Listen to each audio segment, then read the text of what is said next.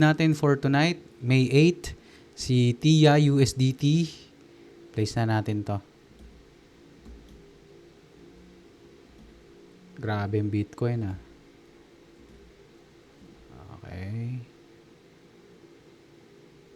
Okay.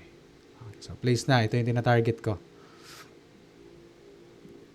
Sana mang-whip muna dyan bago bumaba dito sa ano na to. Hanap pa tayong dalawa. Si Hype USDT. Nagkamali ako ng bili. Na market ko. Okay. So yung price point. Ito.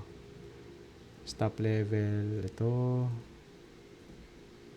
Okay. So $2. Ayan. So open long. Ino-open short ko kanina eh. Mali. Kaya ito yung tinitingnan ko. Possible na baka mag-support dito sa ano na to. Sa pinag-uuntugan ng mga prices. No? Hanap pa tayo. Last one. Si Sol USDT. Sana naman Sol. Tamaan mo tong golden zone ko, Sol. Abangan ko na. Kasya pa kayong capital? Wala na tayong capital ah. Wala kapag $2. $2. Ayan, sakto. Sakto. Okay. Mark ko na.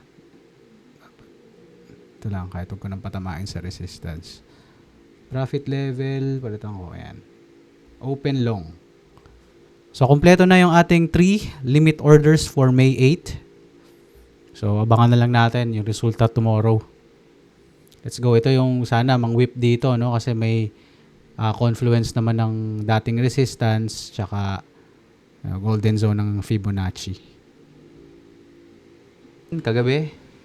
So, tingnan natin. Yung first trade natin is si TIA USDT. Okay. Anong nangyari kay TIA? Okay. Stop out. Stop out tayo kay TIA USDT. So, talo tayo. Late yung pag-touch niya. Tumuloy eh. Hindi niya na hinabol to. Kala ko habol kagabi to eh. Nagpo-pullback kasi. Okay? Yung second trade natin is si Hype USDT. Kay Hype USDT, panalo tayo dito. USDT. Yan. Fire. Yun oh. Ganda ng salo. Doon talaga nag-bounce eh oh. Sa price point natin eh. No? Ganda. Ganda na move ni Hype USDT. Ano to eh, parang nilagyan ko siya ng Fibonacci rin. Tapos itong golden zone na to, ito. So, dun siya. Okay? So, panalo tayo kay Hype USDT. Sa last trade naman is si Sol USDT. Tingnan natin. Hindi tinatch to eh. Kanina, kinancel ko to eh. Ayan nga. Hindi nga siya tinatch. Shadow malakas. Grabe yung move oh. Kasi lumilipad yung Bitcoin din ngayon eh. Grabe. Oh, naabot niya na yung 100,000.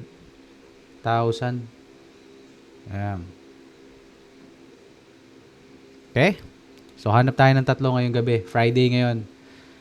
Tapos, yung resulta nito, mache-check natin. Baka Lunes pa. Pero kinabukasan, Saturday, 8 a.m., kaklose na natin yung mga trades. If ever. Na merong running trades. Okay?